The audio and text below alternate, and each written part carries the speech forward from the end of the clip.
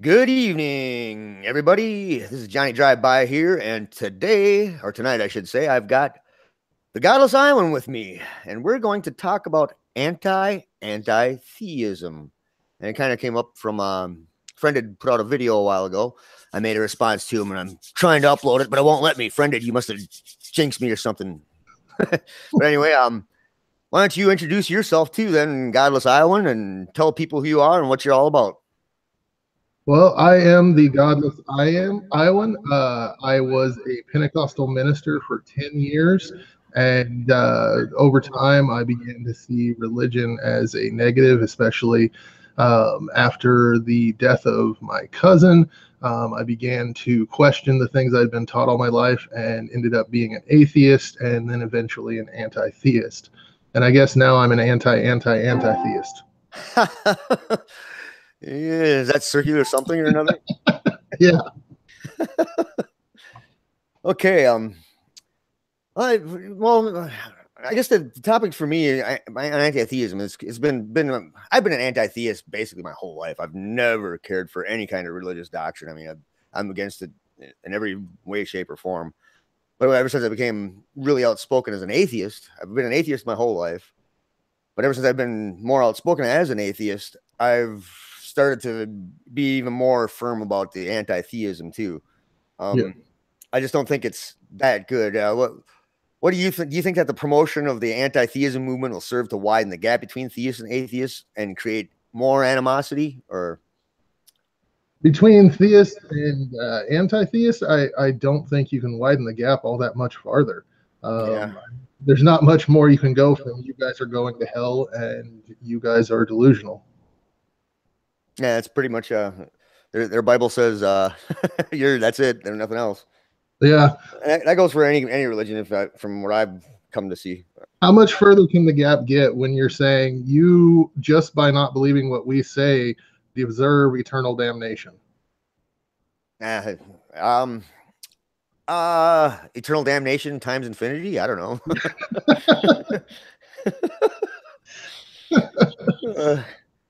Maybe that, but nah, I don't think you can get worse than that.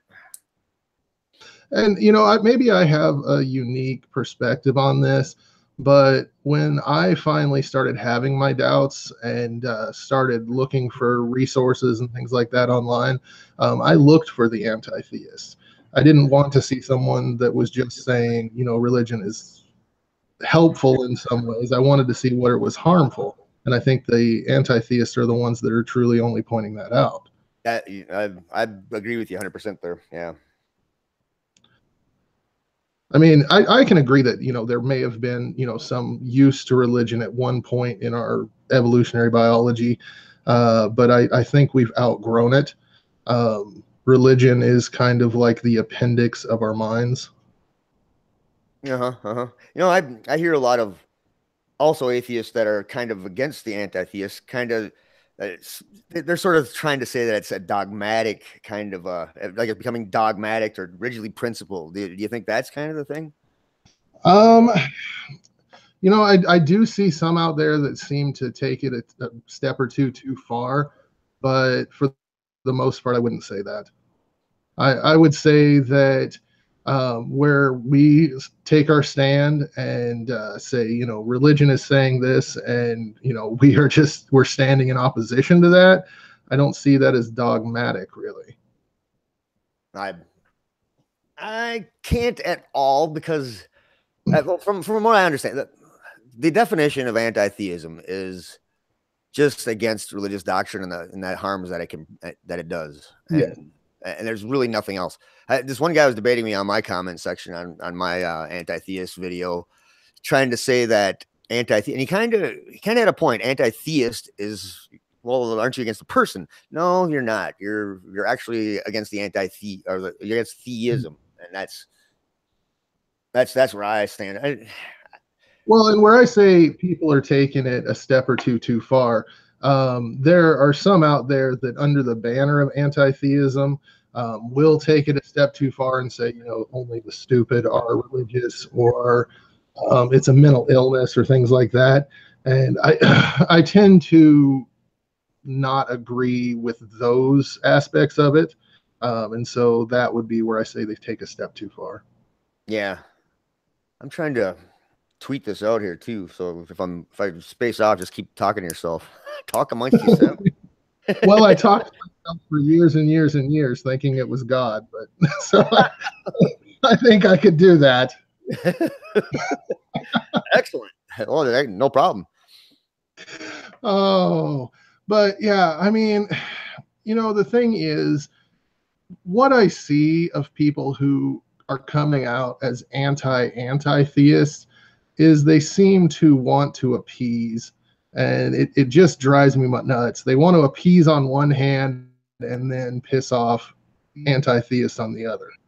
Where I had a, I had sort of like a, what do you call it, an empathetic moment was it last Sunday's atheist experience. This lady called in.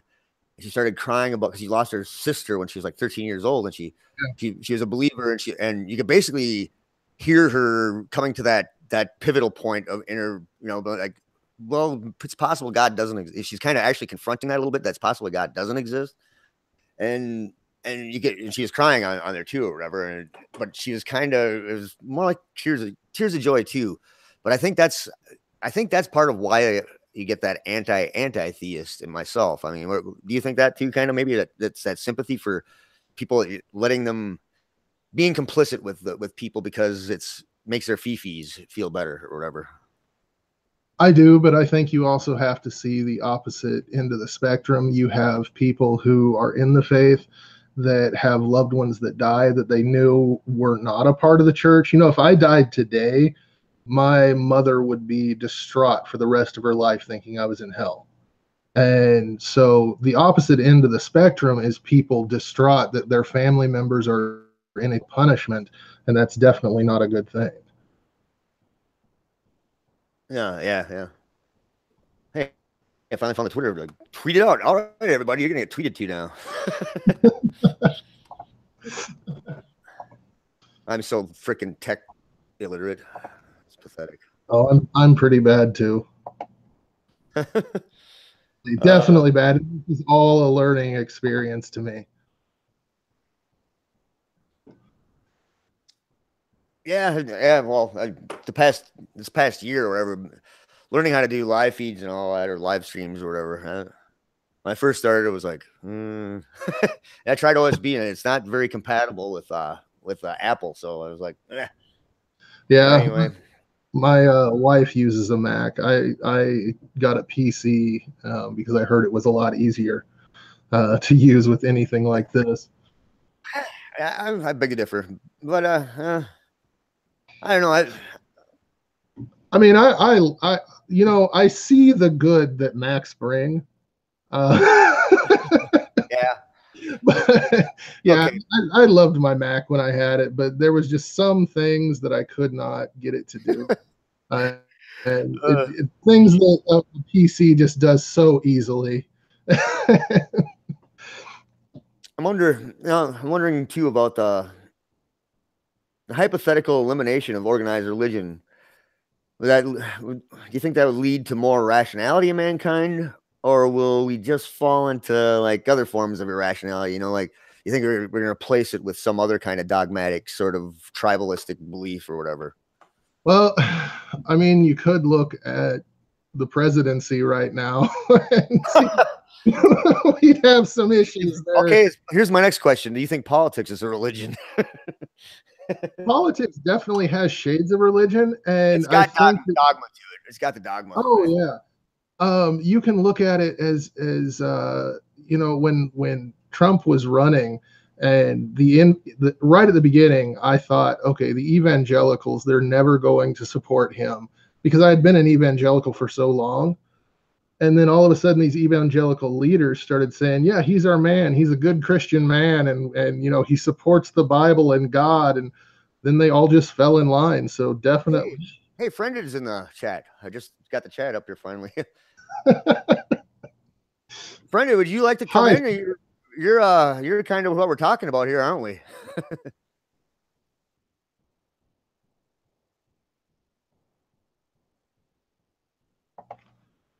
Let me be another. You think the benefits of religion do what benefits of religion do you think would be the most difficult to effectively replace with secular means? What benefits of religion would be replaced, Or do you would be the find most any difficult? benefits? It's hard to say because, like you said, with the woman who was crying over her lost loved one, um, secularism, if you start from the child and teach them that, people die and they're gone, you can help them in that fashion. But I think that people raised in religion, there's always going to be, some kind of longing um, to see their loved ones again. So I think that would be very hard to deal with. Um, Definitely, community building is a bit harder with when it comes to secular communities, but I like to say that even though it's harder, you actually like the people that you're around as opposed to in church. Yeah. Trying to get the link here now. I got all that stuff out. I'm so almost there. Keep talking. Keep talking. Keep talking. Keep talking for a minute yet. Well, there's a lot that comes into this. When I first left the faith, I wouldn't have considered myself an anti-theist. I basically just wanted to be left alone. And the more I looked at things and how religion basically tries to pervade society as much as it can, and it's the more fundamental forms that really push. Um, Definitely, it needs opposition, and I see that as part of the reason for my anti-theism, is just to push back and try to stop some of it. Yeah, yeah, yeah. I just see. I mean, look at if you want to look at religion in the Islamic sense, look at what ISIS is doing with religion, or the Taliban does with it. I mean, that's super extreme, but Oh how yeah. more extreme is it really? Because you're really kind of indoctrinating children. Oh yeah. I mean, like I was talking on Twitter the other day that we face a bigger issue with Islam, I think. But that's only because of the way that Islam's power structure is in the countries that they run. They don't have strong constitutions like we do in the Western world, more so. So a religious fundamentalist in the White House tends to be less dangerous than someone who can, just say, God told me to kill all these people and go do it. Uh, yeah, well, see, that's my problem with it. It's based on it's superstitious to me. I've Yes. never really seen the truth in it, so why should I take somebody's word that's and everybody that claims it is usually a guy that goes out in the edge of town and he's like schizophrenic and says this is it, and then he gets lucky that something happened. Yeah. That Yeah. just doesn't make sense to me. But so why should we follow that guy? And I don't think we should. I just think that in our current environment right now, that if we, I would, as Sam Harris has put it, I would much rather live in a Christian controlled country than in a Muslim controlled country. Um, just based on what I see happening to atheists in Muslim controlled countries around the world. Yeah, most of them. Yeah. Not all, and you can't paint a brush on everything is just equally as bad. But I do think that where religion comes into play, that's where you're able to say, God told us that this other group is evil. Go and get them. Yeah, you know, well, you got the three major religions. They're basically all competing for absolute moral authority, and the winner takes all, and that gets the absolute moral authority. And that's yeah. where the problem comes in the worldwide setting too. That's that's a given. History's proven that one. Oh yeah, definitely. I think if I mean, if you were to look at some of the religions like Jainism, if is Jainism going to come and take over the world? I very No. very much doubt it. And beliefs like breatharianism or whatever, breatharians, they don't Yeah, last for long. you Yeah, you know, it's hey, if you want to do it to yourself, go for it. That's my there's my libertarian yeah. I mean, the breatharians, they're not going to have enough strength to take over any country. to pick up the bullets. Oh, but you know, and the thing that I think is interesting is if you ask someone from any of the main three religions, is religion harmful? They'll say no. But if you were to ask a Christian, is Islam harmful? They would more than likely say yes. If you ask an Islamic if Christianity is harmful, they would more than likely say yes. Oh yeah, it's the culture. Yeah, I agree. Yeah, they have no problem pointing out the harm in the other religious faiths, but aren't able to point it back at themselves. I, yeah, and that goes with any kind of confirmation bias. Your logic stops right there at that point when you get into something that's bothering you there. Hello there, Yeah. friend. How are you doing? Hey, what's up, guys? How you doing? Nice to meet All you. right. Yeah, nice to meet you. I've never been to your channel before, so. Oh, well, welcome to my channel. And I don't do. I have been doing live streams, but they haven't been very formal, so I'm kind of getting more formal now. But That's the best way to go. Yeah, I thought we were talking about computers for a while. I was like, we got off a little because I was trying to get my stuff here together. But so we need to work this out. You're like a Mac guy. Come on, this is what we need to settle first. oh, Come on. well, Come on. I'm convinced. All right, I'll change next week. And I'm convinced that Macs can have some good to them, but you What do know, you know? You're from Iowa. All right. that's true. So, There's a cornfield literally a block away from me right now. so I'm actually making a response to your video, friend. Are you really? Wow. Yes, I'm trying to upload it, but I couldn't get it. It must be the Mac thing, but yeah, I'm take it in jest. It's all for discussion. Yeah, no. I'm throw some comical punches, guy, so. please. But, I don't have a glass jaw, so I can take it. I kind of figured that. You can if you're doing videos on YouTube. I haven't really organized my thoughts yet to do a response to Godless Cranium, but like I was talking to him on Twitter and he was calling me a moron and shit, which was kind of out of character for him. So I thought maybe he was getting a little heated. So yeah, Twitter. I haven't figured that out yet. Twitter gets weird once in a while. Yeah, it does. It's very hard to have an in-depth conversation on Twitter. Well, and you're talking to your friends, and when you talk to your friends, you're throwing insults right and left, and then somebody else comes in and they think you're actually like mad or something. Oh, You're just like, you take something out of context. I do that all the time on comments. Jeez. yeah.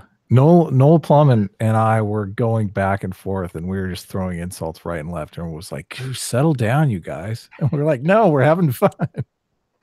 So, what is your story? I'm really not familiar with you at all. You just showed up my channel, so why don't you introduce yourself as long as you're here? I do videos. I have been on YouTube for a couple years now. I guess I started YouTube doing the anti-theist thing. And it was really, I mean, it was impossible to get any kind of audience. So I kind of switched gears and I worked on other stuff. And now my channel's big enough that I can kind of return to the anti-theist stuff and have more fun at doing it. So. Oh, it's on. It's on. Yeah, well, nobody takes you seriously, and a lot of people. I got in an interaction with. I'm trying to think of the name of the guy, but he just flat out thought I was a troll, and I think it was because I wasn't just devastated by his response video to me. I was like, oh, this is great, and we can have some dialogue. So he thought I wasn't serious about my arguments. No, I'm totally serious about my arguments. I just don't need to be a dick about it.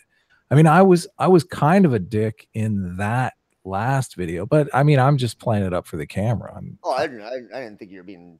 I didn't think you were. Hey, you're gonna get owned. My audience said it was just the right amount of salt, so I figured. I liked it. It was well done, well professionally done. It's hard to edit out of there because you edit so quick or whatever. Your edits are quick. Yeah, you edit out the breast. That's what all the scripts are. Yeah. Just You're really tight on it though. But God, genetically modified skeptic, and I don't know much about him, but I reached out to him on Twitter and said, I don't want to straw man you. What's your position on this? And I reached out to Godless Cranium, who responded for him, and Noel Plum responded for him, but he didn't respond. So I think he might be a little butthurt. So, We'll see. Did you start as a Christian growing up then, or? Oh yeah, totally. Yeah. So you grew up in a Christian home. What's yeah, Baptist. I grew up a Baptist. Yeah. Southern or northern Baptist? What's that? Southern or northern Baptist? There's quite a bit of difference there. I guess it's Southern Baptist. I've never heard of Northern Baptist, so I thought it was Baptist and Southern Baptist. Yeah, the Northern Baptist churches tend to be more refrained. Southern Baptist churches tend to be about a step below Pentecostal in their services. They're a little more energetic, from my experience. What's up, Shannon? I see Shannon in the chat. She's cool. Yeah. So my feeling is though, and this is one of the things that I've kind of learned along the way is that ethics is kind of like muscle memory. So a lot of us grow up in the church and we're taught ethics and we kind of remember it reflexively. And then we leave the church and we start telling everybody, oh, you don't need God to be good. When we've already learned our ethics, it's kind of like saying, like going through a judo class and learning judo. And then you know judo for the rest of your life just in muscle memory, right? So, but then if you told somebody, yeah, you don't need to take a judo class to know judo, come fight me. You're going to kick their ass. So that's kind of the way I look at ethics. Yeah, well, the way I grew up, I mean, my great grandma was an atheist, my grandma was an atheist, and my mom was an atheist. Okay, so you didn't learn ethics in the church. We never had religion in my family. My brother didn't even know what the crucifixion was when I was talking about it last Christmas. So that shows how little religion we had in our life. And I guess I really can't see that where we need to have those type of things where we need to have that because we can find them on our own. Where did you pick up your ethics? Just you learn them from your parents. I mean, that's where they come from. I mean, your society and your culture. That's where I learned them. Sure. I think I would say that I learned more ethics from my non-religious grandmother than I did the church. The church taught me that the people outside the church were all evil and not to worry about them. Okay. Yeah, I don't deny that it's possible. Obviously, it is possible. A lot of people do it. The thing that I find interesting though is looking at ethical systems or moral systems from an evolutionary perspective. There was a lot of straw manning going on in that video by Godless Cranium because he cut out like the whole beginning of the video. The reason that I list all of those books is because those are the books that make the argument that I make in the second half of the video. So, and I focus on the argument. I lay it out in the beginning of the video, which he cut out, where Dawkins makes a claim that backs up his claim in the God delusion that religion serves no purpose. He pulls out this moth hypothesis, and the moth hypothesis is what I looked for evidence of, and I haven't found any evidence for the moth hypothesis. The thing that he dismisses in the God delusion is there's this hypothesis that religion evolved to solve the free rider problem in human beings, and that is the current hypothesis in academia that people find well, that's what they're studying. So in his video, he says that I don't I don't find any harm in religion, which is completely untrue. There's tons of harm in religion. I mean, that's obvious. So, I mean, when he says that, he's building a straw man. And he didn't bring any evidence to the moth hypothesis thing, because he really doesn't even understand the superorganism hypothesis of it. So, I mean, it's just a lot of straw manning for show. And then he's talking like he pwned me, but he doesn't even really he doesn't even really understand the argument. And he cut out like the whole meat of the video. So it's kind of funny to me. Well, I did go back and I watched your whole video. Yeah, there was quite a bit cut out at the beginning. But I think the point is you seem to be taking this staunch stance, even from the beginning of the video, against the anti-theists. And it makes it seem like you're saying there's no harm from religion. What's your definition of an anti-theist? Well, first of all, there is harm for religion. Okay. The question is how much harm, because, you know, there's harm from skydiving too. There's harm from car accidents. There's harm from shark attacks. Like, because people get attacked by sharks, we don't stop swimming in the ocean. Because people die skydiving, we don't give up skydiving. But skydiving is a voluntary action. Now I know people say this. People talk about the voluntary thing. People voluntarily drink themselves to death. We don't ban alcohol. But they voluntarily drink. They voluntarily skydive. I was not voluntarily. And they voluntarily drink. I'd like to say that I'm a libertarian on things like, you know, drinking, drug. In fact, I think all drugs should be legal. Let them, as long as you're only hurting yourself. But So do you understand what I mean about the cost benefit analysis that you have to do? I think having no, sorry, go ahead. It's a bit of a false equivalency there, saying car crashes and skydiving, when, like I said, I never had a choice in my religious indoctrination. I was raised in the church and told this is how it is. Right. So you feel cheated. I made the choice to get a driver's license. Right. I have made the choice to go swimming in the ocean. I never made the choice to sit and hear how gay people were destroying the world and how everyone outside the church was evil and trying to get me on the path to Satan. Those weren't choices that I made. So I can respect that, though. So you feel like you were cheated by your parents, and you want to save other people from being cheated the same way by their parents. Well, you know, my parents were cheated by their parents, and their parents by their parents. Right. I don't feel like I was cheated. So I have no animosity towards my parents. I have animosity towards the religious indoctrination that we've all shared. Right.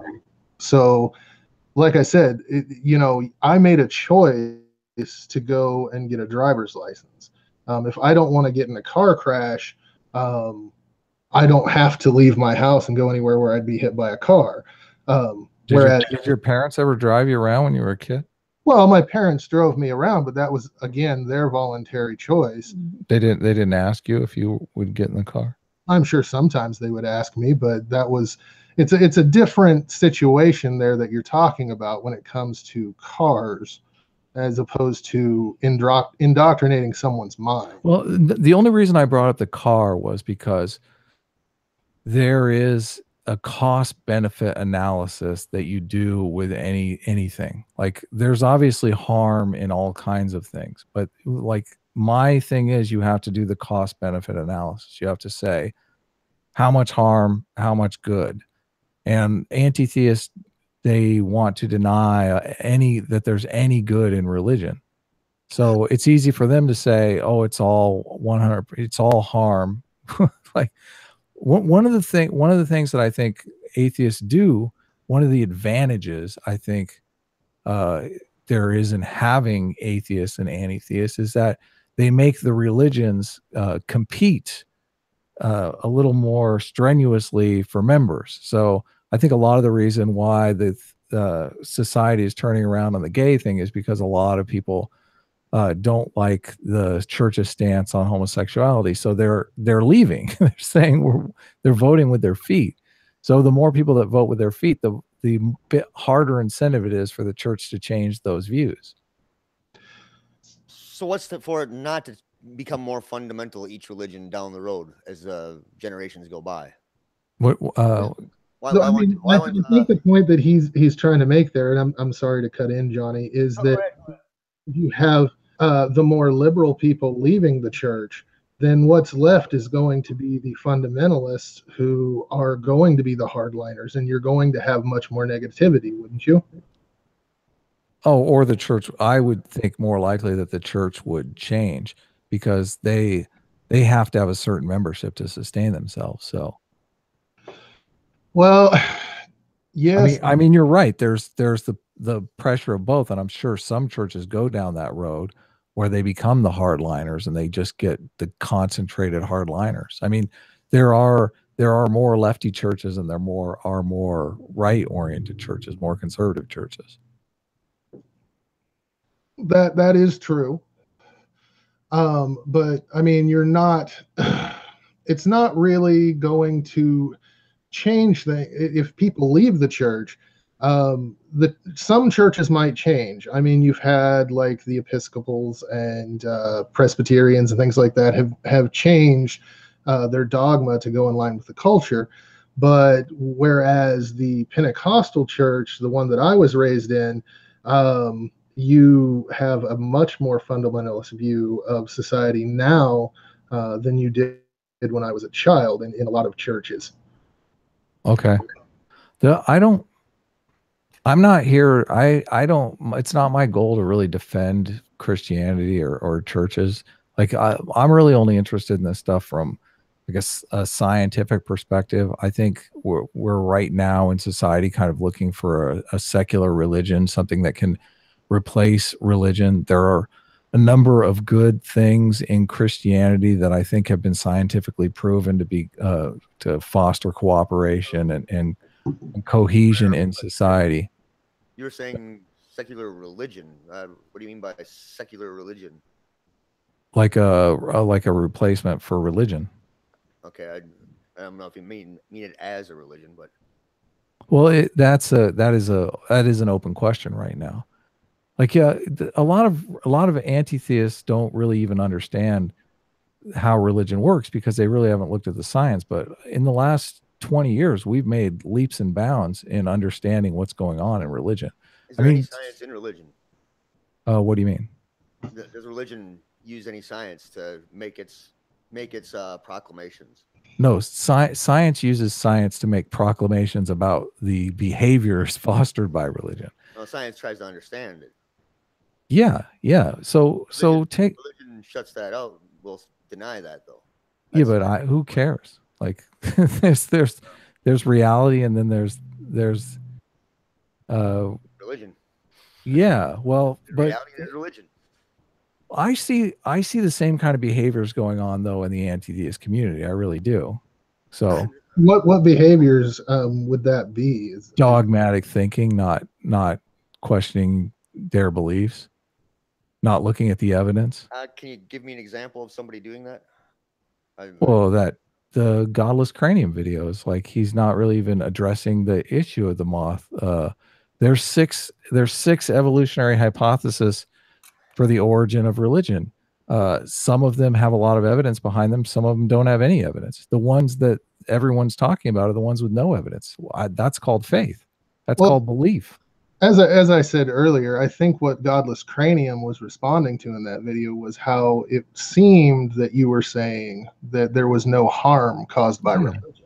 But I posted I've done numerous live streams with him. He knows my position. I posted a link to a video to you on Twitter. He knows my position. He said it. He knows. No, I can't speak for him.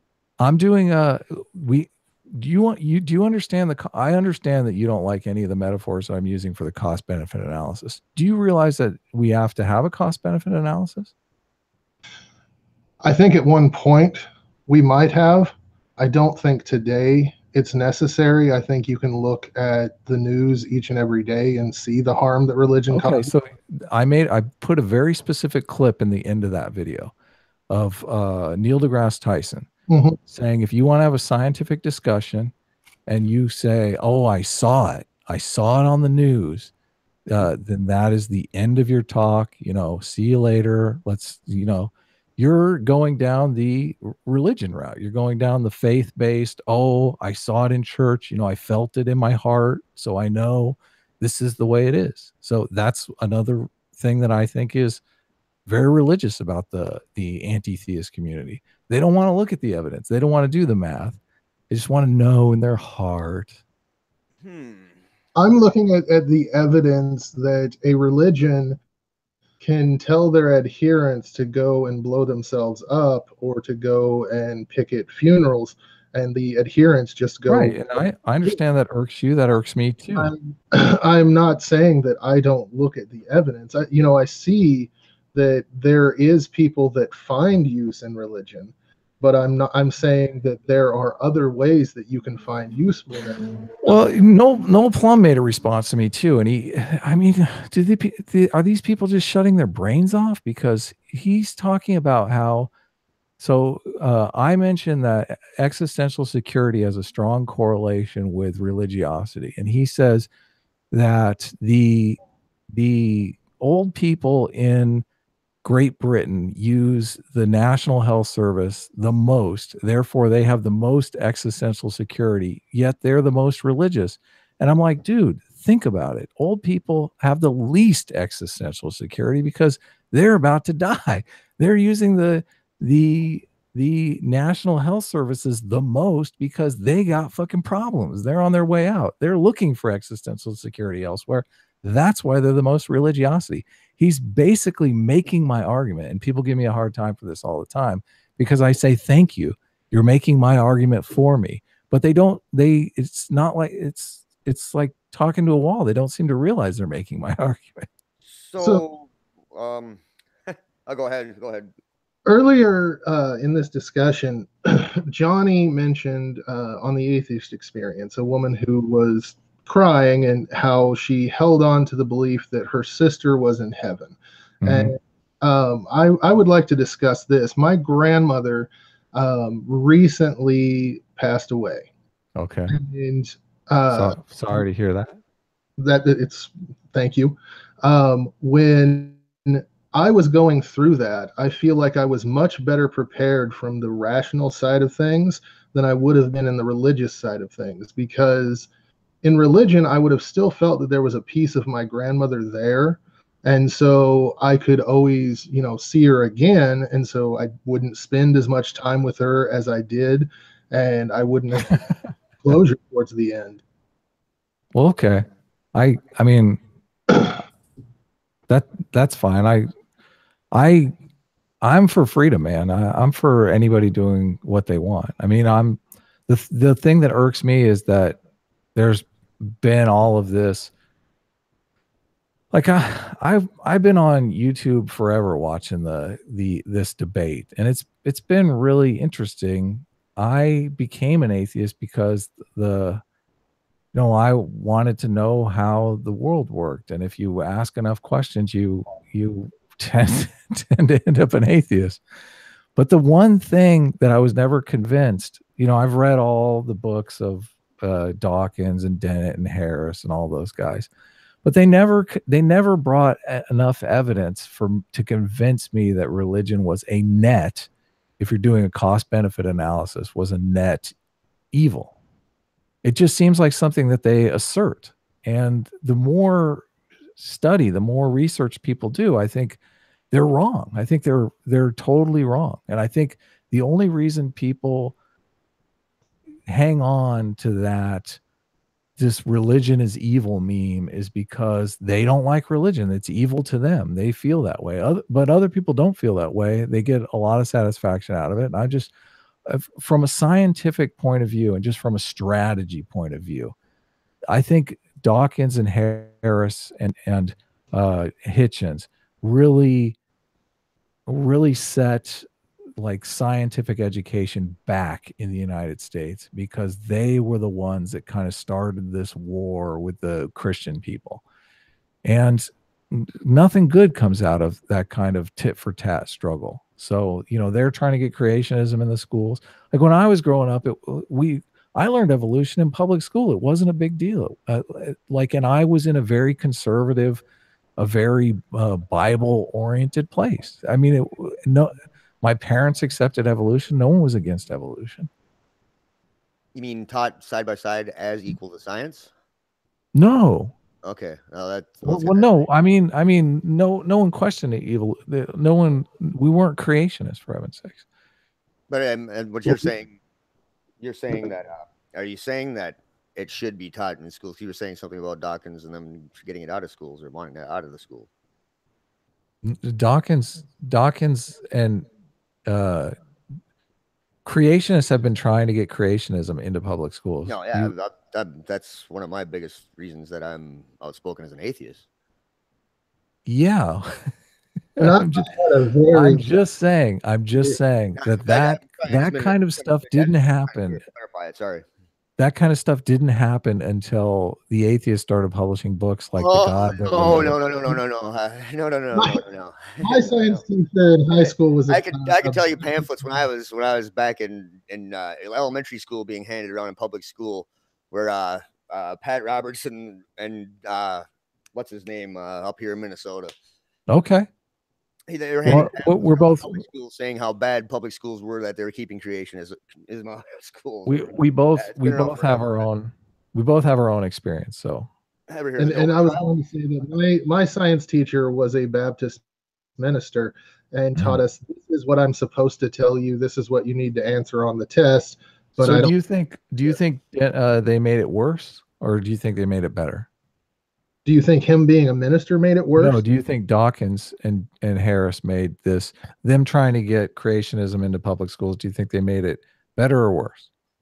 I think without people like Dawkins and Hitchens and Harris and Dennett, we wouldn't be having these debates. Yeah, we wouldn't be here talking right now. They opened up the world to people who are atheists and actually want to fight back. Until they came around, mostly atheists were the quiet variety. We just kind of sat back and let things go on. Right. And now we have thousands of us out there saying, hey, there is another option. And before that, you didn't have the outspoken voices out there. Unless I can respect that. Unless you were deep into academia and knew where to go to lectures and things like that. You would not have, I mean, even Hitchens, who is probably the least academic writer when it comes to that, opened the world to the layman when it comes to atheism and allowed people to see things for what they are. And while I don't think that right now we have the research in place to say that there is a net negative, I think that until they started speaking out, we couldn't even get out there and do the research. Well, I already said, I think just atheists leaving the church forces the church to be nicer, which I think is a positive for society. And I would say, look at the Westboro Baptist Church. I mean, they are a very, very small church, and they are very fundamentalist. They're not getting nicer. Yeah, but they don't have any members. You're making my argument. No, because if you can get out there and be vocal like they are, and can go out and spew the types of things that they do, which, you know, freedom of speech, fine, I'm okay, you know, go out there and do it, but you have to have an opposition voice out there. If you don't, then you just have this group of nut jobs out there saying whatever they want, and they're not Joel Osteen, though. They don't have millions in their congregation. But they are going to get more adherents that are silent, but are just as hateful. And they're going. As long as they're silent, I'm cool. Keep your mouth shut in there. I'm cool. But a person silent until they blow themselves up. Well, I mean, I don't know that. Do we have a real suicide bombing problem here in the U.S.? I mean, We have people that go into churches and shoot the place up. We have people that go yeah, into schools and okay. shoot the place up. And due to both religious and cultural indoctrination that they've received, um, yeah, we do have a problem with that. Okay. I don't, I've already given you that there's plenty of harm that religion causes. I'm well aware of that. And I don't see really, like I said, I do think there is room for more research. But until people actually started to speak out and want the research, it wasn't going to happen. Uh, hmm.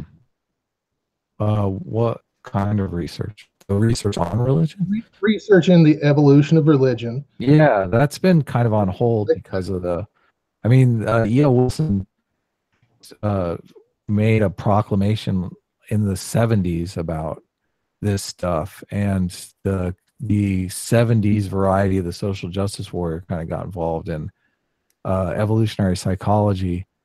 Has been on hold ever since. I mean, they even did a name change. It used to be sociobiology, but they got accused of racism and eugenics and all this other crazy stuff. So it wasn't even, people couldn't even study it.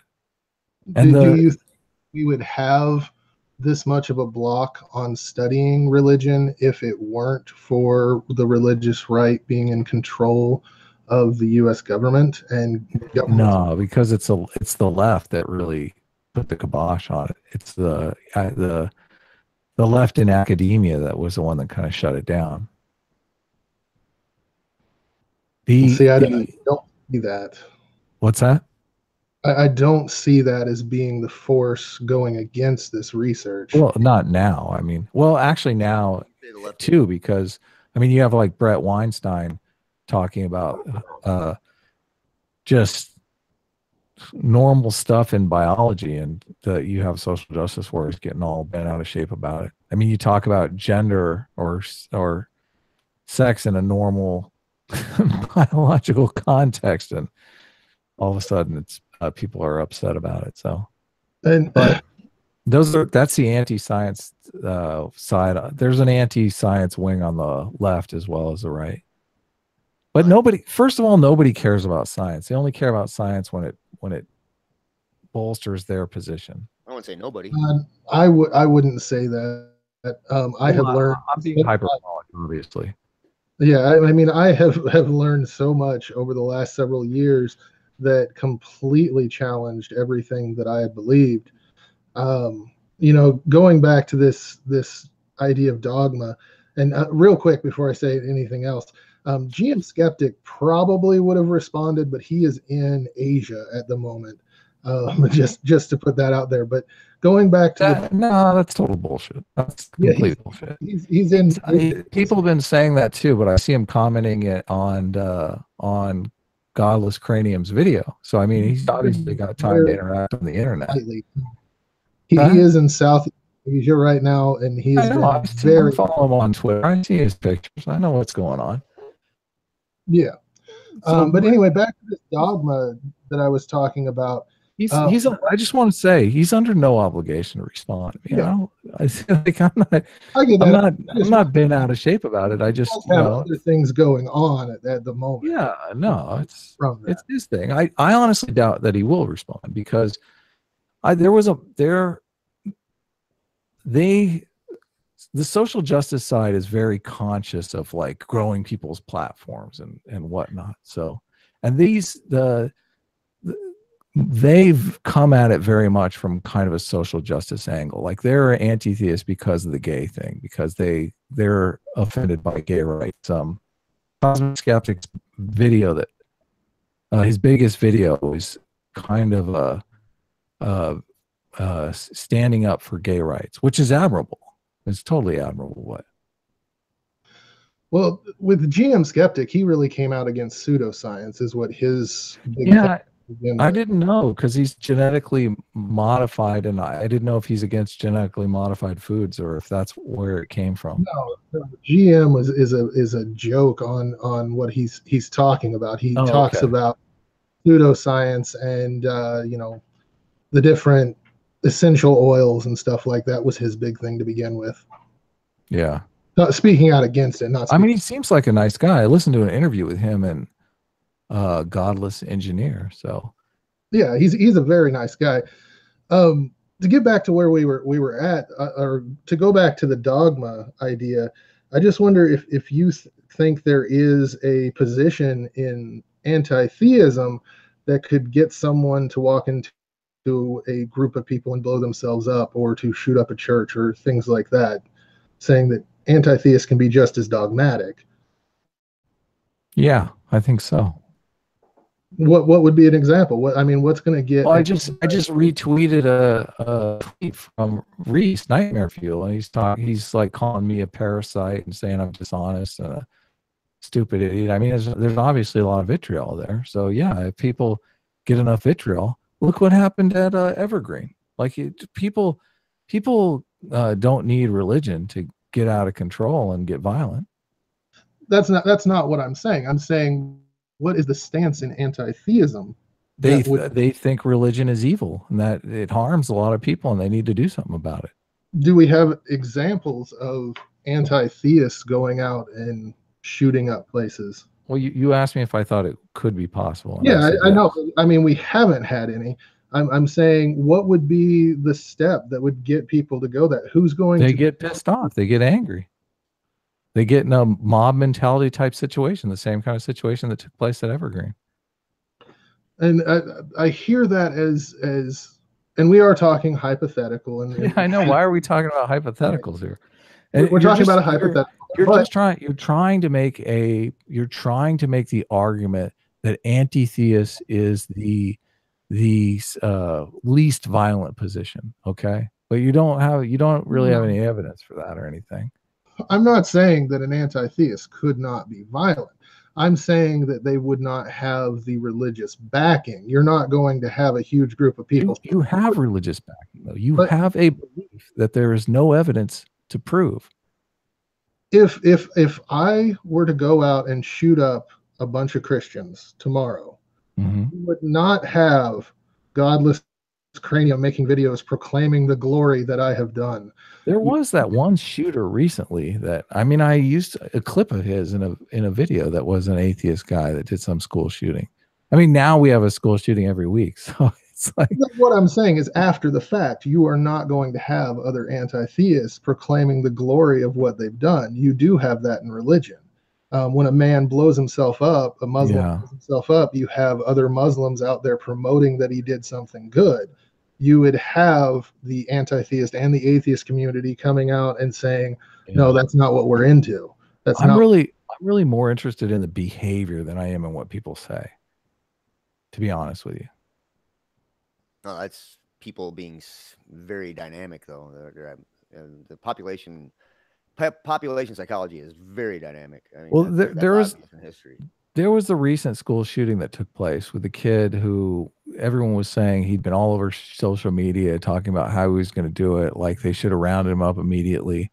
The problem with that, I mean, if you look at the scholarship, the boys do this all the time. Boys talk mad shit. Like half the school is saying they're going to shoot up the school. They're going to do it. They're going to kill this guy or that guy. That's the way boys talk.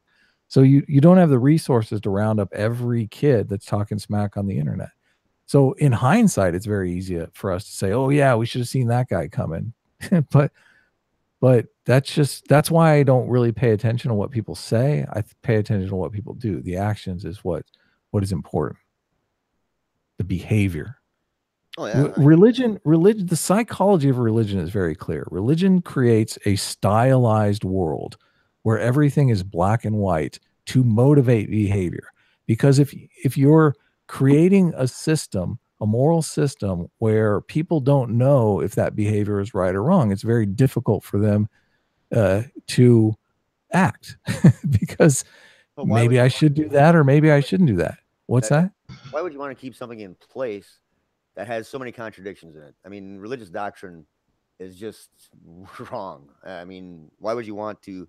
I don't Why would want to you want to keep let I don't people want to keep follow that? religion. I don't want to keep religion in place. I would rather have like a secular type of religion. But there is a meme of forgiveness that serves society very, very well. And How do anti-theists you want that? impart that meme of forgiveness Anti-theists to don't want people? that. What's that? Anti-theist doesn't want that. How do you impart the meme of forgiveness? Remember when the Charleston shooter shot up the black church and the black people came out and they said, we forgive him? How do you get people to do that? How do you get what? I mean, there's two ways that could have went. Here's it's They like could this. have said, we forgive him, or they could have started a race war. Like, which one's better for society? Which one of those two is better for society? Yeah. Race war or forgiveness? Well, of course, you're going to go with forgiveness. Right. Okay. So we need to get this meme of forgiveness into the culture. How do we do it? Okay. So, I mean, talking about this meme of forgiveness, it was not there when I was in the church. My church would not have reacted in that same fashion. And this is anecdotal, and I understand that. Yeah. And you understand that the meme of forgiveness is I very do. much in Christianity. Yes, there is the meme of forgiveness. You understand that the whole idea behind Christmas is to put the meme of generosity into the culture, and that Christmas began as a religious holiday, but now it's become like a secular holiday that gets the meme of generosity, which is also good for society, into the culture. See, the thing is with religion, when I was a theist, yes, I would forgive people, but I forgave people because I didn't want to go to hell. That's what all I care about is the behavior. I don't care about the because. I wish you could have met my great grandma, grandma, my mom. And see that they're very forgiving. The way you do this is you just realize that people are forgiving. We go through it. You can laugh. It's funny. I am a forgiving person. So naive. It's so naive. I am not a forgiving person because of my. People are vengeful. People are wrathful. People want to get revenge. That's what people are. And let's be honest. Because of the black and white mold that has been placed upon society. Okay, so you're a social constructionist then. I'm saying that you said that religion is useful because it's placed. People watch too many Dirty Harry movies, and now we're all about revenge. No, I'm not saying that. I'm saying that if you have a black and white mold and say these people are good, these people are evil, then you're going to have animosity. The black people in the church, you don't think they felt like, you don't think any of them thought, boy, I want to get even with that motherfucker? And I think they did. Yeah, they did. Oh, yeah, they did. And I think they went out and they said the things that they did. Right, because they're like, well, Jesus wouldn't do it. Jesus would forgive, so we better forgive. They're saying you better forgive because the Bible says if you don't forgive, you won't be forgiven. Regardless, they forgave and we avoided a race war. So I think we didn't have a race war because first of all, the chat is giving me a hard time. I realize that I'm being hyperbolic here. I realize that I'm setting like the race war is just a ridiculous thing, but for the most part, then the crux of your argument is that religion is needed to put our morals in place. Stop saying the religious. I'm sorry, but stop the religious saying doctrine or needed. not doctrine, but religious. I'm saying that we need to get those. Christianity or whatever is needed for keeping our morals in there. That we can't do it without having some sort of structure like that. Yes, I think there are. I think human beings act in a certain way. They act like animals in the zoo, and that we develop these cultural adaptations that we pass down mimetically through culture, and those cultural adaptations have served us well, and that we abandon those cultural adaptations at our own risk. And yet, the less dependent upon religious faith that we are, the more moral of a people that we are. Okay, I don't know where you're getting that, but we don't have the church does not control nearly as much as it once did. We now have gay rights. We have civil rights. We have all sorts of things that went completely against the religious faith of the time. And yet we were able to do it because people are more moral than the religious faith that they adhere to. There's a separation here. It's kind of going on in this dialogue because a lot of times I'm having a conversation on the scientific side and the anti-theists are having a conversation on the moral side. When you say more moral, do you accept that there's more than one morality, that there's multiple moralities out there, and that I think morality is a subjective thing. Okay, so you and I are on the same page then. Subjective, but I would believe that any way that we treat other human beings in a better fashion than we once did is more moral than we once did. I would agree. I would definitely agree. But there is a trade-off between freedom and security, oftentimes. And a lot of societies balancing that trade-off. Yes, there is a trade-off there when it comes to securities and freedoms. You have to accept that other people are going to be treated as equally as you in some fashions when it came to civil rights and gay rights. So people had to trade off their superiority in order to, grant rights and freedoms to others that didn't. Right. But when you're arguing, when Cosmic Skeptic comes out and argues in favor of gay rights, which is something I completely support, the thing that I don't understand is how that's any different than what religious people are doing. Because what religious people do is they come out and they advocate for their morality. And they say, this is the way to be. So when Cosmic Skeptic comes out and is completely disgusted by Jehovah's Witnesses take on homosexuality, he's just saying, this is my morality and this is the way to be. But that's shunning their family members. Those are no. I think his video was just only on the gay thing. No, I'm just, it had to do with shunning the family. In fact, I have friends that were shunned by their family. I don't remember the video in detail. So I think if I'm remembering the video correctly, it had to do with shunning of family members in the gay community and how the Jehovah's Witnesses treat gay members of their family, and how that's obviously not a moral situation. What I'm getting at here though is there's a difference between science and ethics, and there is no way to determine whose ethics are right. Ethics are opinions. Science is something different. So like when I'm talking to Godless Cranium about there's no evidence for the moth hypothesis, we're talking about something that's scientific. A lot of times Godless Cranium will come back and he'll chastise me because I'm not an anti-theist. I think religion serves some purpose, although it's not true. And this offends his moral sensibilities, because the fact that I could be ambivalent about something that is technically untrue, he finds morally repugnant. But when we're talking about morality, we're talking about something that's not science. That's just his opinion. Sure, other people share that opinion, but other people share my opinion too.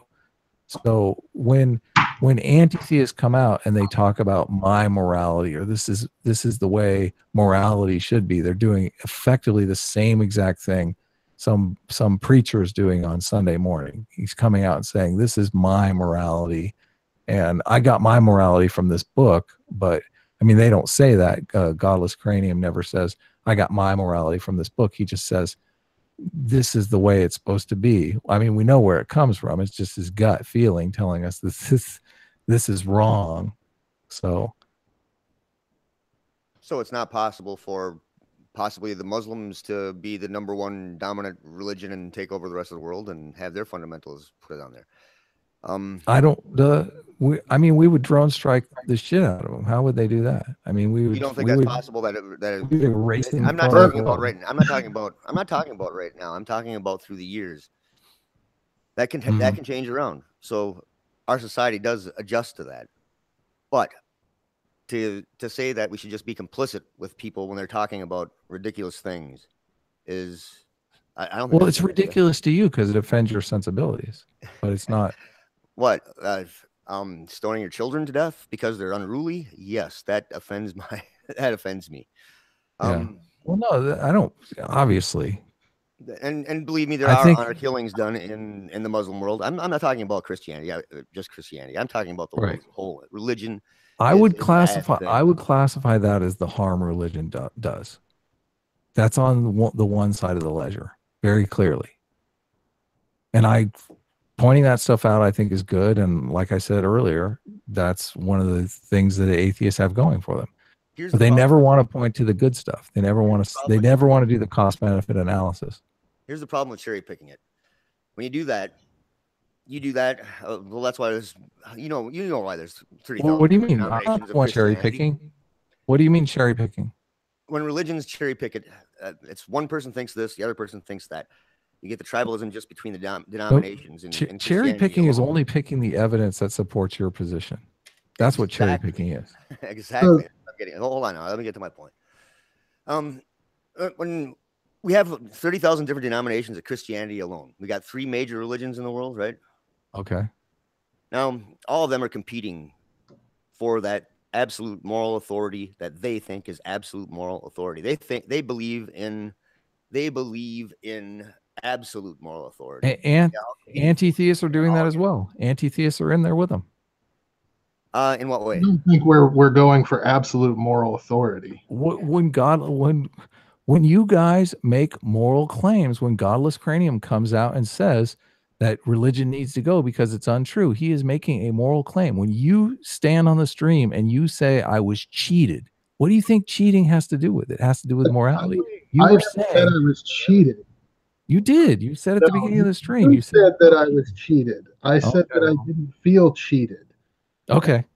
Obviously, I'll let you speak for yourself. So Godless, other people have felt cheated. Saying that religion has to go. I don't know that I've ever heard any anti-theist but he's making a moral claim. He's doing the same exact thing that the religious people are doing. He's doing the same exact thing Islam is doing. Islam is saying our morality everyone needs to adopt our morality. That's exactly what they're saying. By the way, there's 5 major religions. I was corrected in the chat. You don't have an anti-theist out there saying you have to adapt our morality or die. You don't have that. No, well, thank goodness. Christians don't do that either. Jews don't do that either. Jews don't even proselytize. Well, I'm not talking about Jews. The Christians have. And Jews have. If every religion wanted to sign an agreement not to proselytize anymore, I'd be super down with that. I would be that's what we're all about. Sign me up. Well, but anti-theism is a type of proselytizing. It really is. I don't see it as proselytizing. I'm not forcing my beliefs on anyone. Well, you're advocating your beliefs, so. I'm putting my beliefs out there so that someone who was maybe in my situation that I once was can hear it and maybe get a different perspective. And maybe I'm not saying maybe join your group. I'm not saying become an anti-theist. I'm not saying believe me or face any kind of judgment or persecution from me. They talk on Twitter all the time about how stoked they are that they changed somebody's mind and that they brought somebody over to their side. I mean, you may not be doing it, but I see people talking about it all the time. They're like, oh, somebody watched my video and I changed their mind. But you're happy that you instilled some kind of logic and free thinking. You're not wanting them to be a follower of you. You know, I don't want people to worship me, and I don't think Godless Cranium wants people to worship him. You're happy that they accepted your view of morality. I'm happy that my views helped them think about something in a different way. I don't want them to take my word for it. I want them to go out and read and learn and watch videos they were told not to watch and do those things. I'm in favor of that, man. I am totally in favor of that. I am not in favor of them taking what I say as the golden truth and running with it. Me neither. Me neither. I want to know the truth. I think a meme that we need to work into our secular religion is the ability to change your mind without people totally disowning you. And it is there was a good question in the chat here. Yeah, Godless Cranium's in the chat, I see. Is raising your kids in faith proselytizing? I think a lot of people raise their kids in a church, but they don't really have the faith because of what I was saying about there are certain memes that you want to instill into your children: forgiveness, kindness, empathy, those kinds of things. And I mean, religion does it. It doesn't need to necessarily, I mean, the problem is when you get to the honesty question, because I mean, this is where Godless Cranium does have a point. And I mean, because you're raising your kids about being honest, but if you don't believe it, I mean, this is one of the problems that why I could never go back to religion, because I would feel like I wasn't being honest. And okay, I think the question there is, and I'm an anti-theist, obviously. My daughter has been a Muslim, a witch, a Christian, a atheist, everything in the book. And I'm just, you got to find your own way in this. I'm not going to. Do you think that's healthy, though? Do you honestly think that's healthy? I think it is healthy because she's learning about these religions. Yeah, I don't think it's healthy, but that's just my gut. When she says, I'm a Muslim, I say, well, why don't you go and read what Muslims believe? And she goes and reads. And I say, well, do you agree with that? And she will come to her own conclusions. It's not my job to force my anti-theism on her. It's not my job to force my anti-theism on anyone. I am simply providing information. And through my channel, I'm providing my story. And if someone sees my story and reads it or watches it or reads my blog and it causes them to think, then don't you think it's your job to teach your daughter values, though? I do teach my daughter values. But there are conflicting ethical systems out there. Yes, there definitely are, which is where learning about those systems is great. I would be very much for a study in world religions being offered to kids and people in high schools to let them know what these various faiths believe and how conflicting they are. That's the main point of letting her come to her own conclusions. I will tell her that killing another person is wrong because it harms another person. I will tell her that stealing is wrong because it harms another person. I instill these values upon her without instilling religious indoctrination upon her. Okay. I mean, obviously, how you raise your kid is how you raise your kid. It's not for me to decide. So for me, and this is, I mean, I know I'm in a difficult position as a content creator on YouTube, because I know what public proclamations do to people, do to humans. I mean, they used this kind of psychology, during World War II to turn American soldiers against their own countries. The Japanese did.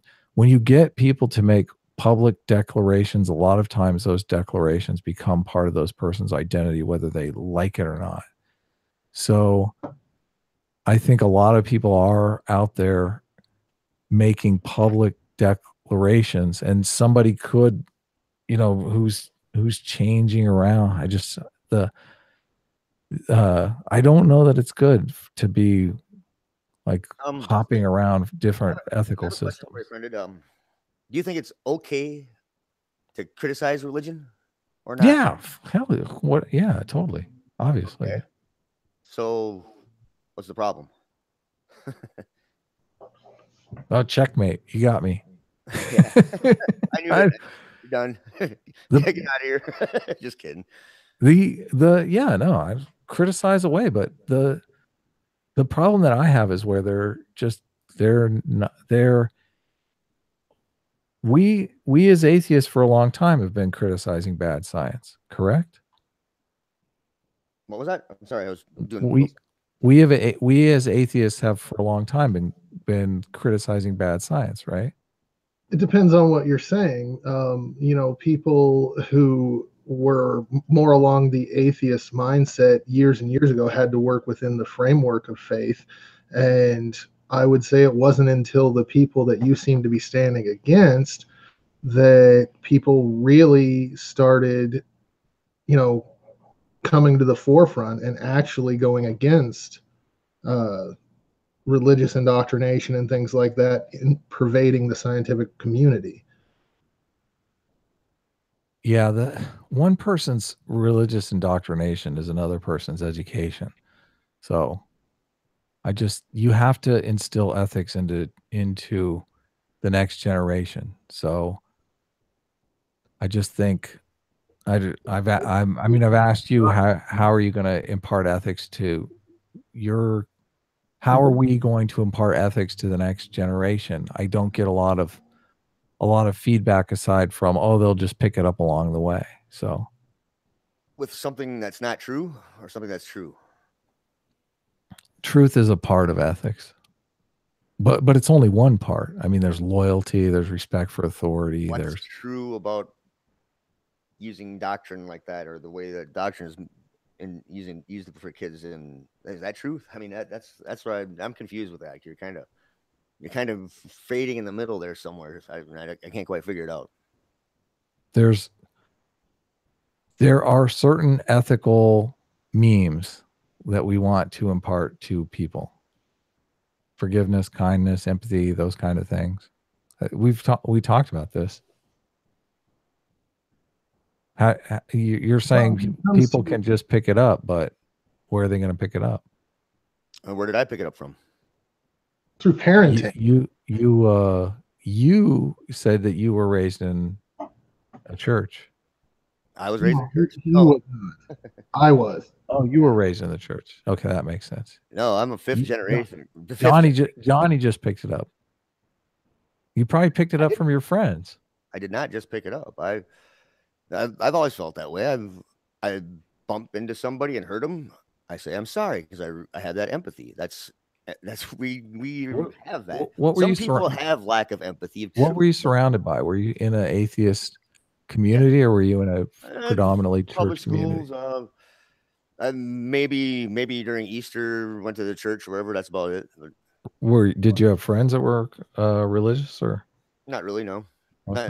I come from Minnesota. We're not. There's very little. It's kind of like a Unitarian sort of a community, or whatever you want to call it. Unitarian religion. Okay. Well, I mean, none of this really is relevant to. Is my mic better now? Yes. Okay, yeah, so that was just down or whatever. Sorry. Why am I constantly adjust and I can't figure out why? Like I have to leave the thing open just to be able to look at it. So I don't know. I'll probably duck out pretty quick here. What did you I hope I've answered all your questions. You said you were doing a response. One thing that I would ask you is your basis would be that religions created the groups that humans formed into and not the other way around? I mean, there's a feedback thing going on. I mean, religions are created like languages are created. Like, yes, and languages evolve. You know, the humans, before we became Homo sapiens, were already forming groups and already displaying empathy and things like that because they had to survive together long before religion came into play. Okay, sure, yeah, totally. So then these things like empathy and forgiveness and kindness and those things like that must exist outside of religion. They do, yeah. And must be able to impart them in some way without religion. And I think that's the stance that anti-theists take. Well, we all to come together to make the laws of the nation and stuff like that. So, I mean, the law is a kind of religion. I mean, it's where we make our ethics concrete. That was one of the points that Godless Cranium made in his video, that we all come together for the laws of the nation. Sure, totally. And so if we were already forming groups, if we already had a form of ethics, then religion was just an offshoot of this that kind of melded it all together. And since we already have the basis, we don't need the offshoot. Okay. I look at religion, well, I look at any ethical system, any moral system as just a set of rules that everyone agrees to follow. There are multiple competing ethical systems in the United States right now that are contradictory in a lot of ways. So yet, throughout history, it wasn't a group of, set rules that people agreed upon. It was, here are the rules, agree or die. Yeah, thank God we aren't there anymore, obviously. Yeah. I mean, they are that way in other places in the world, but yes, and those places of the world are, by and large, very religious. Right, but I've made this point many times in many videos. Existential security, religion is the source of existential security of last resort. If people are in stable democracies with healthcare and all that stuff, religion is going to decline. If people are in war-torn nations, religiosity is going to skyrocket. The existential security is the factor, not the religion. So, but can't we? You've just kind of made the point there. Secular world can form a basis to eliminate the need for religion. Yeah, definitely. Yeah. And that is where anti-theism comes into play. But the anti-theists aren't doing anything. All they're doing is saying religion is evil, my morality is the right morality. They're just in a morality war. They're in a culture war. They're not actually doing anything to enhance existential security. And I think you're using a straw man there, saying that the anti-theists are out there saying religion is evil, religion is evil, religion is evil. Well, okay. That the things that religion has put into place have negative effects on society. And those things are. But I'm not saying that religion by itself is evil. I think religion by itself is wrong, but not necessarily evil. Sorry, my headphones fell out. Okay. My cat jumped off. I don't see religion as evil. I just see it more or less as wrong and not. But wrong, what does wrong mean? Wrong is just, I would say that anything that is going against the truth. Right. Factually incorrect. Factually incorrect. And I don't see that as being useful in the progress of humanity. As you said, placebos work though, and they're not factually correct. There's all sorts of secular utility in religion. Like, people want to talk about how prayer doesn't work. Prayer does work. Prayer works because what happens is the people come together before the team and they bow their heads and they synchronize themselves as a team and they play harder for each other. It's not about asking for magical things. Of course, that doesn't work. it's a group unifying exercise that But that's can what give doing. them They're asking for a magical thing to win or whatever they're doing. That's And probably both sides did that, and so one side goes away. right, but it is a placebo effect. But there are also studies out there that have shown that prayer does not have the effect. It's not going to get you a Lamborghini. But it is going to create solidarity in your group. There's tons of experiments. I can give myself a pep talk without religion and go out and play hard. Okay, we're just playing. We could do it another way. What's wrong with the way that they're doing it? What's wrong with the way that they're doing it? It offends your sensibilities because it's not factually accurate. Okay, that's fine. It offends your sensibilities. That's fine. I don't but it doesn't. For me, you're just trying to make a moral case. You're trying to say it's wrong because it's not true, and I don't know that it is wrong because it's not true.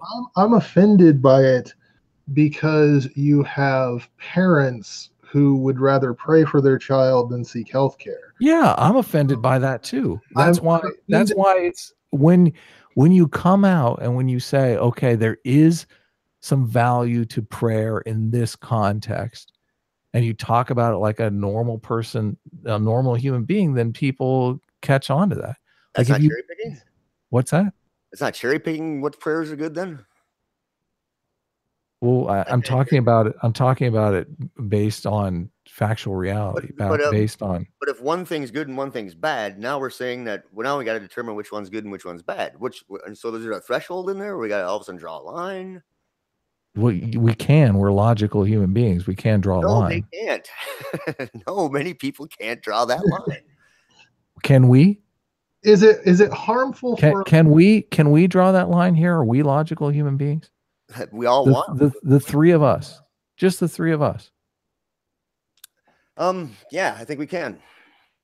So you're willing to say that there is some secular utility to prayer? I would not maybe not. I've never prayed. So okay, we can't. So we can't draw that line then. There is a secular utility to introspect, and that's all prayer is talking to yourself. There is a utility in that, but there is also the context that I set up wasn't about talking to yourself. It comes down to the belief in the prayer. The belief in that prayer goes to a book that is a ridiculously contradicting. It offends your sensibilities. I understand it does. It's just stupid. It allows people to do things that they think they can get away with just by praying. And where do you draw that line? If we say we can pray to a God that's not there, I don't know. How do you? Someone in the chat is asking, who am I overestimating? They're saying I'm overestimating the intelligence of the average person. That's something I don't normally get accused of. That's maybe you guys are. I would say, hey, so we disagree. You guys don't think there's any secular utility to prayer. I believe there's secular utility to prayer in certain contexts. I think there is utility to what prayer actually is, and that's just forming a cohesive bond with one another. Yeah, that's the whole purpose of it. You can do that in other fashions. Where prayer what other fashions? What's the secular utility? Fashions? Where prayer. If you're in your platoon and you're getting ready to go into battle, what is the secular replacement for having a prayer with your buddies who may or may not come home? What is the replacement for as it just said in the chat, a hug? Okay. Loving one another. I mean, saying that you care for one another and that you're going to go out there and do whatever you can to protect your fellow human being. I'm saying that where prayer secular cows, made a typo, but it's there are atheists in foxholes. No, you already said it. You already said it. No secular cows. You already said kiss your God luck charm. there are definitely ways that Too people late. No can, taking it back. there are definitely ways that people can form a cohesive bond without prayer. There's lots of, but there is secular utility to religion. There's lots of scholarship on this. They've done lots of research on it. There is secular utility to religion. A lot of anti-theists want to deny that there's any utility to religion, which is cherry picking. You've said cherry picking a few times. When you only pick the bad things and you don't pick any of the good things, that's cherry picking. I'm saying that the utility.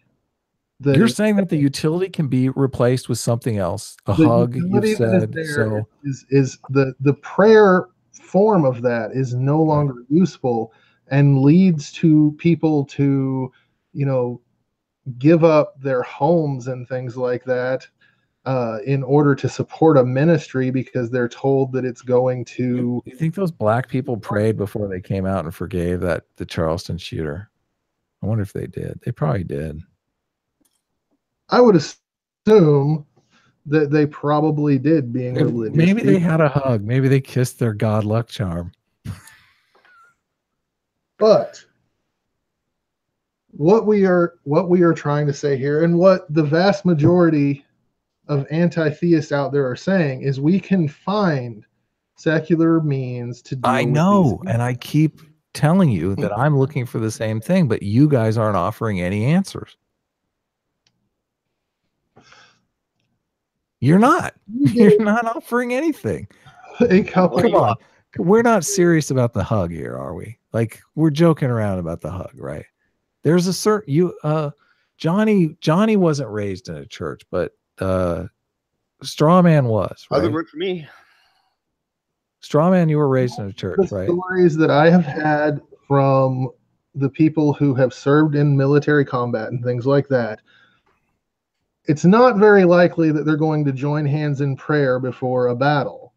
Right. They're going to psych each other. Were you in the military? I was not. Okay. My father was, and I have many family members and friends that were in the military. Right. When they're getting ready to join a battle, they're psyching each other up. They're calling each other fucking pussies, and they are trying to joke with each other in order to get themselves pumped up. And you're making shit up now. No. Seriously. They are getting themselves. There are religious guys in the military, and there are religious people in the military. There's no question of that, and some of them are praying, I'm sure.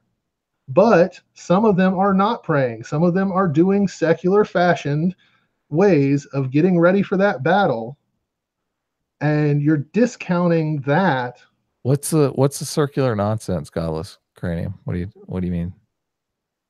I think he's saying you keep coming back to this point that the religious utility outweighs finding secular. First of all, my point is that nobody's added it up. I think that it could be 49% harm and 51% good, and it would still be around because the evolutionary pressure would be towards that 1% of advantage. So, but I'm the only one here that's not cherry picking the fuck out of this stuff. I'm not. I'm here. I'm looking at the studies. Like there's a study that they did where they do these cooperation games, and they let a person know that this person here is the same religion of you, and those people instantly start cooperating because they have that religion in common. Sure, they could have something else in common. Maybe they're on the same bowling league and they cooperate, but religion makes people cooperate. It seems pretty obvious to me. But there are other ways to do it. Yes, I know you've said that. Maybe he's talking about you doing the circular thing. I will criticize it. What I am saying. Go ahead. I'm saying do it. I'm making the anti-theist point here, saying that we are not saying that there is no utility to religious faith, that there is no utility to how it has brought people together over the years. There's not an anti-theist that I know that is saying that today. Okay. We are saying that if we work together, we can find secular means to deal with these issues. Okay. It's just a back and forth right now of you saying that, well, they deal with it better, but I'm saying there's plenty of atheists in the military that aren't taking part in those prayers, and they're fighting just as diligently as their Christian cohorts. How many are hiding the fact that they're atheists because their family would probably disown them? That's another thing. Yeah. How many aren't fighting as well because they were just forced to go through a prayer that we can think of tons of hypotheticals here, but it doesn't. I don't know. We started with your hypothetical of the people in the military and praying together and fighting better. But I'm saying if you're an atheist and you don't believe any of that, then that prayer is not going to make you fight better. Yeah, potentially, definitely. You think an atheist saying a prayer is going to make them fight better? I don't know. I don't know. I'm dying to know. I want to know. I want to do the study, but I don't know if I think the ethical board might get on us for that study. They'd be like, what? We want to engineer a battle between a bunch of guys. Okay. Because you can't really do the Milgram type experiments anymore, where you're like, we're going to make them think they're going to die and see if they fight better. That's okay. You guys understand what I'm getting at, right? I think I've explained my thing a little bit better. I'm planning on making a video about the difference between science and ethics. Obviously, I'm not. This is just off the cuff, so I'm thinking off the top of my head. No, I'm better at videos too. So yeah. No Sacred Cows just said if some Christian wanker offered a prayer in my section, we would kick the shit out of it. I don't. But are there? Is he the guy that was saying he was in the Marine Corps? There probably are. Oh no, it's just your average white man here. He's in the Marine Corps. Because I've talked to my dad about this stuff, and he was. They would separate up. The religious guys would separate up. He didn't like the potheads because the potheads. It was like, you're supposed to be protecting me. So, yeah, I don't know if I'd want to be in a war zone with a pothead. But okay. Anything else before I go? I think I'm good. I'm glad you stopped by. It was thanks for inviting me. It was really nice talking to you. I wanted to meet you. Yeah. I'm not going to hold back on my video though. I'll tell you that right now. Do it, man. Do it. I'm gonna make one for. I want bruises. Come on. I'm not going to change much. And I definitely don't want to ever say that I will say something on my YouTube channel that I won't, confront and talk to the person about it later. It's really weird because people are doing responses to me, and it's the hardest part is seeing yourself on somebody else's channel. That's like, I felt a little bit bad about using the clip from Genetically Modified Skeptic because it is a weird thing. How do you think I feel? He picked the silliest clip of me speaking in tongues too. I didn't know it was you though. So. Yeah, that was me. But yeah, so you know exactly how I feel then because you're like, oh my God, why did they use that? You know what's funny about this is I'm actually responding to both of you guys in my videos. Yeah. Well, cool. I can't wait to see it. So I'll let you guys go. I'll talk to you soon. All right. Thanks for stopping in. Take care, everyone. Take care, chat. Hey. All right. I can talk about him.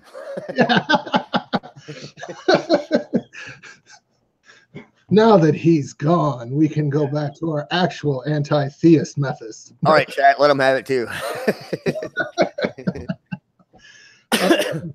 Well, that was interesting. No.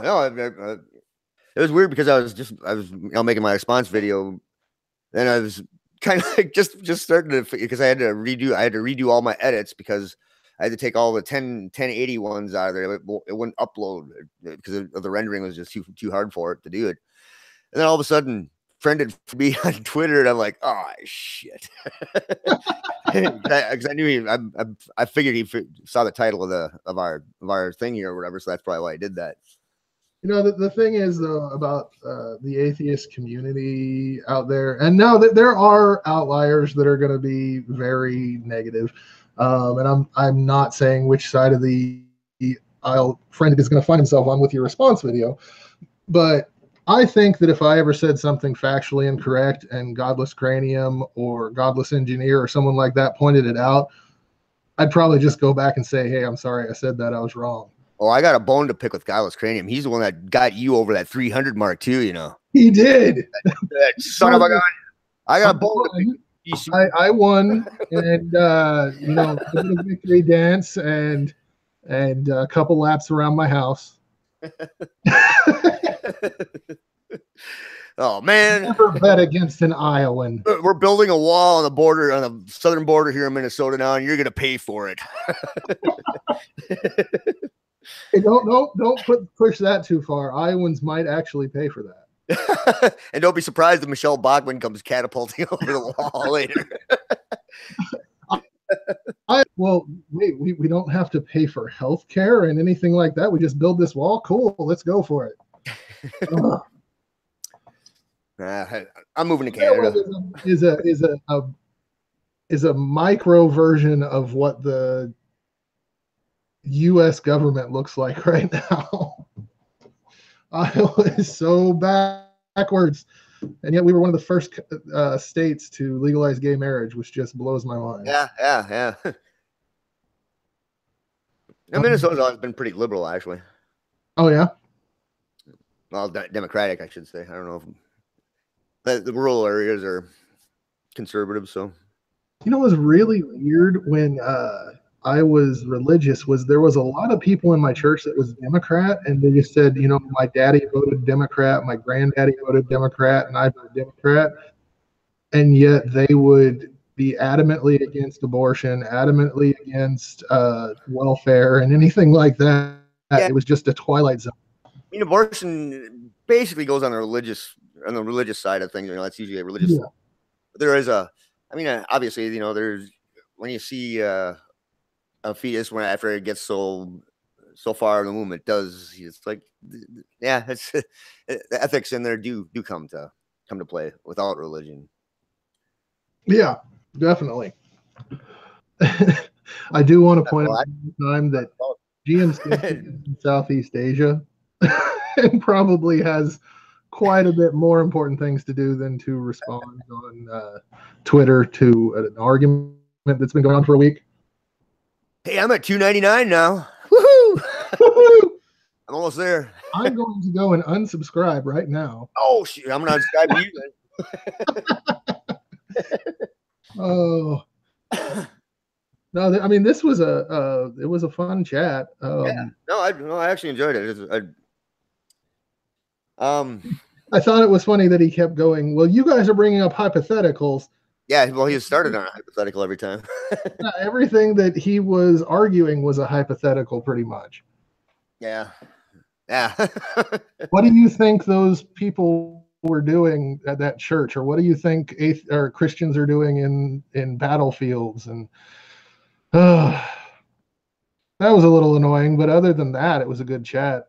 And how crazy is it that, you know, you and I were both just at like 300 and we get a great video going. Oh, Mac Clark was $2.99 for me.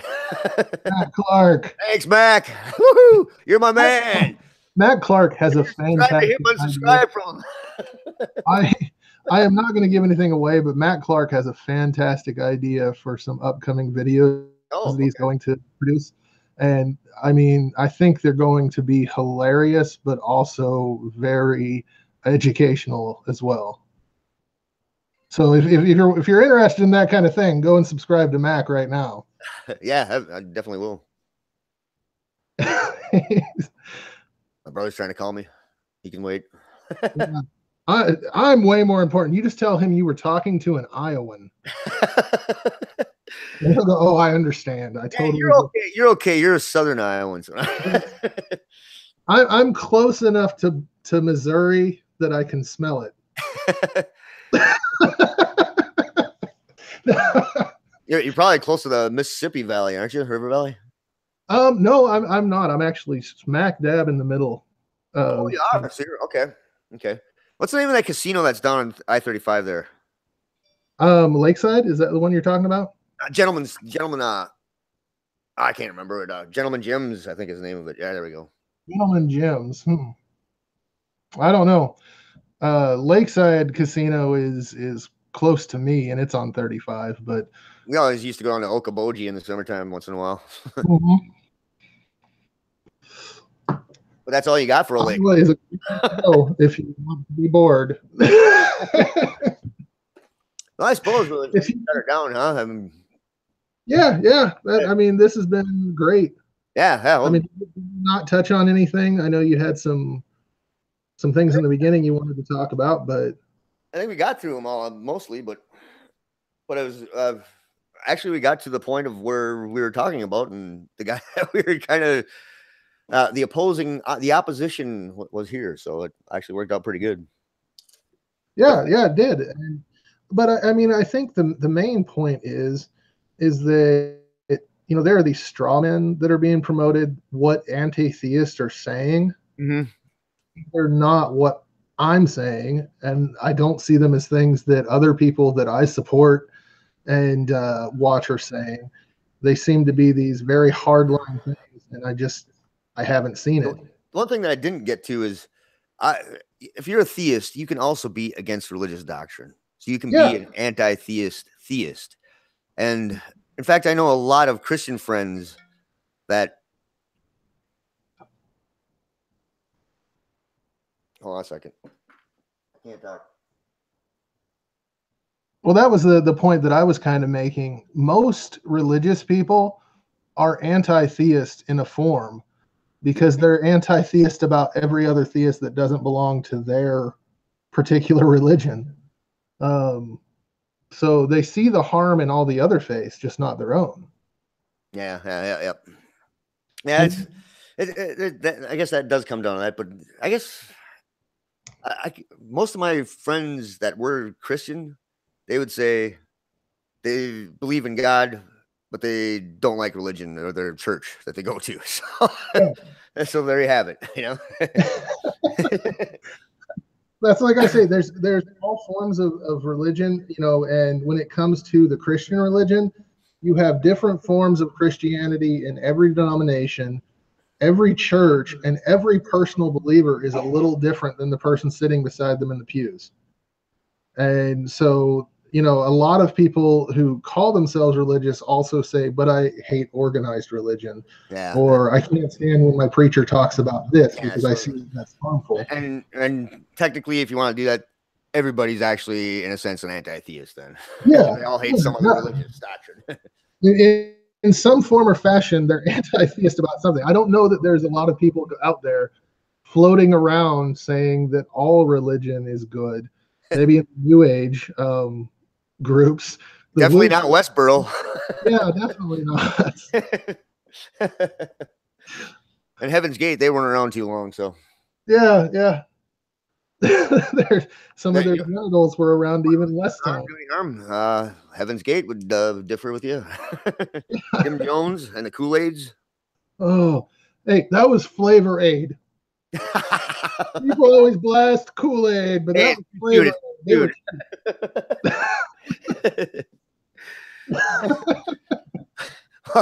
Drink the Flavor Aid. It should be Holy Flavor Aid. Oh man, I had so much fun on Twitter yesterday. I'll tell you that was a lot of fun. It was. Oh man, just that. I mean, it was good. It was fun to have a friendly competition. Yeah, yeah. Well, it actually probably helped get more subs for me. You had 2 shout-outs, crying out loud. That was not fair. You had freaking extra ammo that I didn't know about, man. we agreed to this. We set the competition, and then watching Staggerson Jags, he gave the shout out, and then a few minutes later, I saw that Godless Cranium was going to include me, and I was like, "Oh, I have got this." Oh, when I saw you on GC's video, I'm like, "Fuck, it's over." Hang your head in shame. Oh. You know, and one of the awesome things is we're all out for one another. I mean, not out for one another, but we're out, you know, helping each other, trying to get each other built up. And, you know, the little competition and being able to say, does Johnny DriveBYE hate puppies? He's the one who farted. I keep thinking of what was it, the Weatherman with Will Ferrell on there when Jack Black comes and drop kicks the dog off. That's right when I thought of when you did that. I'm like, oh man.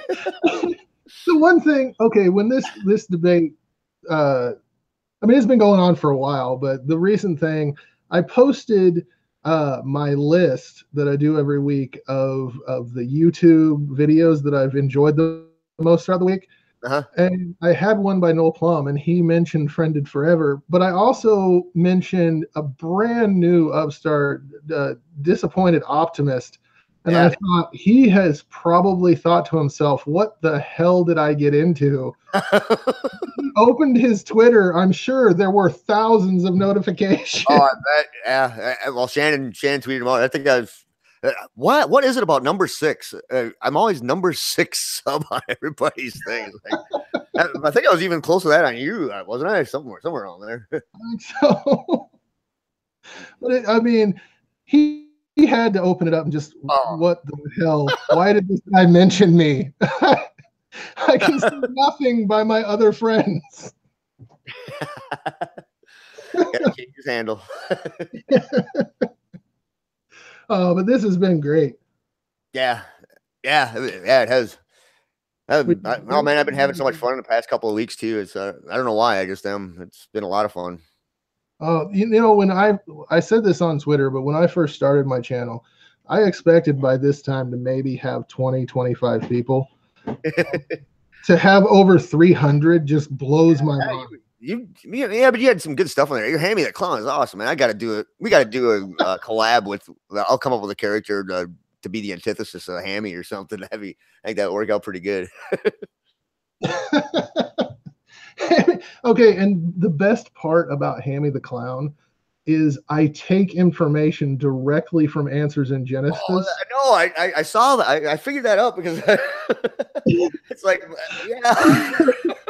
When he's like, atheists are bad. Oh, and it's just, I don't even have to make it up. I just go to Answers in Genesis and holy crap, this is great. This is going to be an awesome video. Well, you just go to Answers in Genesis and I'll have to just come up with logical arguments against it. Damn it, that ain't fair. There's no logic in their arguments.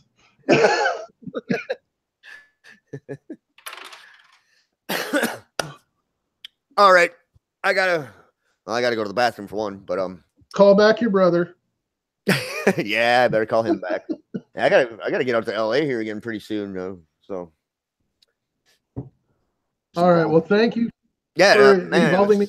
So much fun. So much fun. Thank you, the Godless Iowan. Yes, I am the Godless Iowan, and I approve this message. And anybody watching this, subscribe to his channel. Subscribe to Godless Cranium. You owe me one, Godless, damn it. And we'll just see all you guys. Thank you for coming out in the chat there. All right. Take care. Yep, you too.